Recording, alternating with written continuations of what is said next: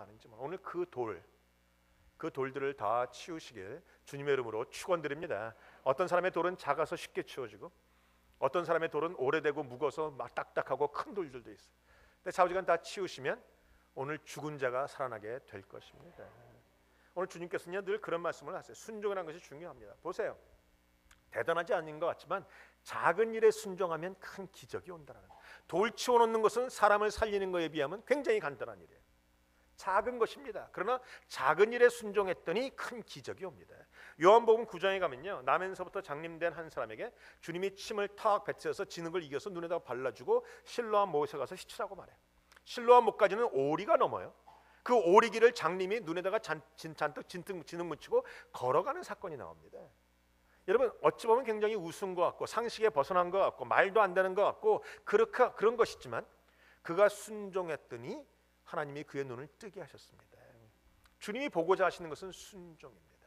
주님이 오늘 여러분에게 기대하시는 것도 순종입니다. 주님이 돌을 치울 수도 있고 즉시 눈을 뜨게 할 수도 있지만 주님이 지금 바라고 원하시고 지금 여러분에게 요구하시고 보고자 하시는 것은 내 말의 명령에 순종해서 가는 것이냐, 혹은 내 말을 듣고 돌을 치울 것이냐, 지금 상황과 환경은 아니지만 너는 상황과 환경을 볼 것이냐, 아니면 내 말을 의지할 것인가를 주님께서 보고 계신다는 것이죠. 성경의 많은 기적들은 다 말씀에 순종할 때 일어났어요. 여러분, 베드로의 사건을 보세요. 베드로는 고기 잡으러 밤새도록 나갔다가 하나도 못 잡고 들어옵니다. 그런데 주님이 다시 배를 타고 나가자고 얘기합니다. 여러분, 어부에게 목수가 고기 잡는 법을 얘기하는 지금 상황이에요. 근데 베드로가 뭐라고 합니까? 내가 밤이 맞도록 수고해도 얻은 것이 없지만은 오직 말씀에 의지해서 그물을 던지리이다. 그랬어요. 순종입니다. 순종하니까 고기를 잡을 수 있었다는 것이죠. 오병이어의 사건을 아십니까? 오병이어의 사건을 주님께서 축사하시고 끓여놓습니다. 오병이라는 것이 떡이 5개와 물고기 2마리인데 지금처럼 막 큰 호빵 이런 게 아니고 조그만 빵이에요. 애들 먹는 빵이에요. 뭐 어떻게 보면 송편 조그만 거 같은 걸 수도 있고, 여러분 거기만 물고기 2마리라고 하는데 뭐 큰 참치 2마리가 아니라 거기는 멸치 조각 2마리예요. 애들이 빵을 먹으면서 심심하니까 그냥 좀 짭짤한 물고기 뜯어 먹는 것, 요런 정도예요. 근데 주님이 축사하시고 내려놓습니다. 여전히 작은 것입니다. 우리는 착각할 수 있어요. 주님이 하늘을 향해서 축사하시고 내려놓으니까 갑자기 내 앞에 산더미처럼 떡과 피쉬가 쌓였더라. 성경은 그렇게 얘기하고 있지 않습니다. 왜? 성경에 보니까 주님께서 그걸 나눠주시면서 제자들에게 나가라 그랬어요. 언제 기적이 일어났을까? 물론 성경에 쓰여 있지는 않지만 상상력을 발휘해 보면 그래. 주님이 나눠줬을 때는 여전히 오병이어일 텐데 베드로가 들고 나갑니다. 나갔는데 사람들이 달라고 막 몰려듭니다. 그러니까 베드로가 내 손에 있는 건 빵 하나하고 피쉬 하나밖에 없어 하는데 사람이 손이 쑥 들어왔어요. 그러니까 손을 움켜잡습니다. 베드로는 그거 뺏길까 봐 꽉 잡습니다. 그때 빵이 뚝 잘라져 나갈 겁니다. 잘라지고 나가고 나니까 딴 사람의 손이 또 들어오는데 빵이 슉 커지고, 또 잘라갖고 나가면 슉 커지고, 또 잘라갖고 나가면 슉 커지고, 아주 소설을 써라. 상상력을 발휘해보면 가능한 것이에요. 하나님이 잔뜩 쌓아놓고 가져가라고 했으면 여러분 그 자랑하고 그 자뻑이 심한 이 베드로, 잘난 척 잘하는 베드로가 어떻게 했겠으면 줄 서! 이렇게 했을 거예요. 근데 베드로가 그렇게 안 하고 그거 들고 나가는 거 보니까 주님이 축사하시고 베드로 손에 들려질 때까지는 여전히 오병이어 있다는 거예요. 근데 어떻게 변했는지 모르지만 베드로 손에서 사람들의 손으로 옮겨가는 순간 그것이 기적을 나타내요. 즉 다시 말하면 베드로가 순종함으로 나갔기 때문에, 그것이 억지로 나갔던, 그것이 자원하는 심령으로 나갔던 자우지간 순종이 보여졌기 때문에 기적이 일어난 것이라는 겁니다. 순종이 있어야 기적이 있다는 것이죠. 여러분, 물로 포도주를 만드는 사건도 예전에 여러분 말씀드렸어요. 여러분, 물이 여전히 꾸종물인데 오늘 하인이 그것을 떠갖고 갑니다. 근데 성경에 보니까 그 물이 어떤 물인지를 하인이 안다 그랬어요. 하인이 떠갖고서 연회장에 갈 때까지 아마 꾸종물이었을 겁니다. 발 닦는 물이었을 겁니다. 하인은 야단 맞을까 봐 그냥 그것을 뜨고 갔는데 그 연회장이 찍어서 먹는 순간 포도주로 바뀐 것일 거예요. 성경을 읽다 보면 상상력을 동원해 보면 굉장히 재밌습니다. 이게 만화책 보는 것보다 재밌어요. 이게 드라마 보는 것보다 재밌습니다. 요즘에 떠다니는 뭐 허준을 보는 것보다 재밌고, 요새 TV 안 보신다 그랬어요.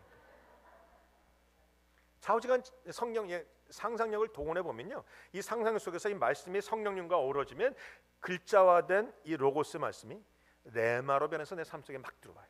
저는 성경 읽다 보면요 막 재밌어요. 막 신납니다. 설교는 어떻게 합니까?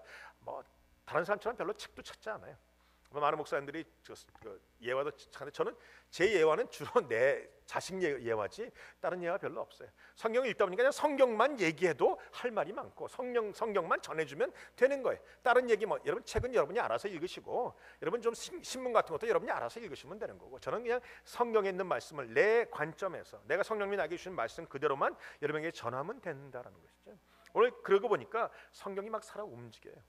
여러분, 종들이 그물을 가지고 순종함으로 나갔을 때 기적이 일어나고, 베드로가 순종함으로 그물을 풀었을 때 기적이 일어나고, 오병이의 기적도 제자들이 갖고 순종함으로 나갔을 때 기적이 일어났고, 오늘도 순종함으로 돌을 치워 놓을 때 기적이 일어나게 되는 것입니다. 오늘 순종은 마르다에게만 필요한 것이 아니라 나사로에게도 필요했어요. 오늘 주님께서 돌을 옮겨 놓자마자 외치십니다. 나사로야 나오라. 여러분, 나사로가 썩어서 냄새가 폴폴 나고 살을 쪄면 다 썩어진 상태이고 막 칭칭 감은 상태인데 어떻게 뛰어나왔을까? 그것도 참 재밌는 사건 아니겠습니까? 근데 좌우지간 뛰어나오게 됩니다. 쿵쿵쿵쿵 나왔어요. 만약에 나사로가 자기 입장을 생각했다면, 주님이 나오라고 했지만 내가 가보니까 나는 죽은 사람이야. 눈을 딱 떴지만 난 여전히 나가고 싶지 않아. 냄새는 펄펄 나고 사람들이 내 모습을 보면 손가락질 할 것 같고 웃을 것 같고 나는 안 나가고 싶어라고 안 나왔다면 나사로의 이야기는 더 이상 없다라는 것이죠. 그냥 나사로는 주님의 명령에 순종해서 자기가 죽은 사람이라는 것도 잊어버리고 내가 쌀이 썩었다는 것도 잊어버리고 그냥 확 뛰어나왔다는 것입니다. 순종이 있으면 기적이 있습니다. 옆 사람에 고백하세요. 순종이 있으면 기적이 있습니다. 한 가지 더 하죠. 당신에게 기적이 없는 이유가 있다면 순종이 없기 때문입니다.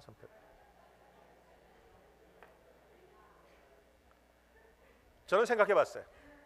나사로의 썩은 몸이 언제 바뀌었을까? 주님이 나사로야 나오라고 했을 때 싹 바뀌었을까?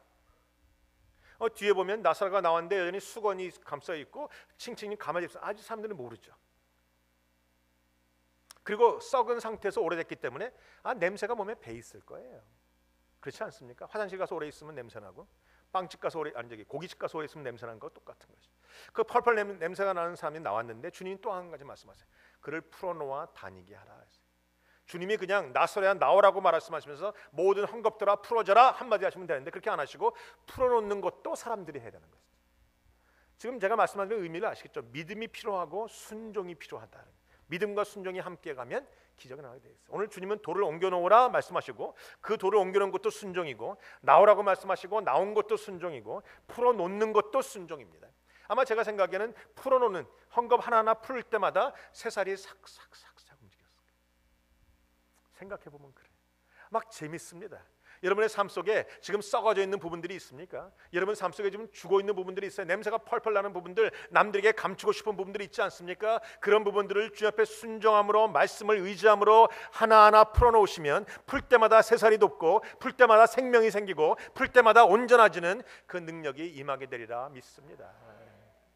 제가 어젯밤에 1시 12시 훨씬 넘어서 제가 산호세 아버지 학교에서 강의를 끝나고 올라왔어요. 그래서 제가 여러분에게 드려야 되는 이 요지를 준비하지 못했습니다. 오늘 이따 단기 선교 또 강의 때문에 다른 거 준비하다가 못했는데, 오늘 우리 이영훈 집사님이 통역하는데 막 울상해. 목사님 어떻게 통역해요? 그래서 내가 알아서 통역해 그랬는데, 제가 생각해도 이런 거 통역하기 어려울 것 같아요. 여러분 아무튼 상상력을 동원해서 성경을 읽다 보면 그래도 두 가지는 보셔야 돼요. 믿음과 순종. 오늘 여러분 삶 속에 순종함이 있으면 반드시 하나님의 영광을 보게 될 것입니다. 오늘 주님이 말씀하십니다. 내 말에 너희가 나를 믿으면 영광을 보리라 하지 아니하였느냐. 주님 말씀하세요. 오늘 바로 이것이 우리 40절에 나오죠. 예수께서 가라사대 내 말이 내가 믿으면 하나님의 영광을 보리라. 내가 믿으면 하나님의 영광을 보리라. 내가 믿으면 하나님의 영광을 보리라. 내가 믿으면 하나님의 영광을 보리라. 내가 믿으면 하나님의 영광을 보리라 그러셨다. 오늘 여러분이 믿음으로 순종하고 하나님의 말씀 앞에 순종하고 나갈 때 하나님의 놀라운 영광과 기적이 여러분 가정마다 임하시길 주님의 이름으로 축원드립니다. 여러분 우리가 믿음으로 기도할 때 가능한 것이죠. 오늘 예수님은 이 나사로의 기적이 있기 전에 또 한 가지를 하십니다. 감사의 기도를 드렸어요. 하늘을 우러러 기도하십니다. 오늘 본문에 보면 쭉 거기 41절부터 쭉 나오죠. 예수께서 눈을 들어 우러러 보시고 가라사대 아버지여 내 말을 들으신 것을 감사하나이다. 근데 성경에 보니까 41절에 거기 나오는데 내 눈을 들어 우러러 보시고 가라사대 아버지여 내 말을 들으신 것을 감사. 벌써 기도가 응답됐다라는 겁니다. 주님은요, 하늘에서 하나님의 기도, 우리가 기도하면 하늘에서 기도가 먼저 응답이 되고 그 기도가 이 땅에서 현실이 되는 것뿐이에요. 여러분이 기도할 때 그 믿음이 있어야 됩니다. 내가 기도하면 이루어지는 것이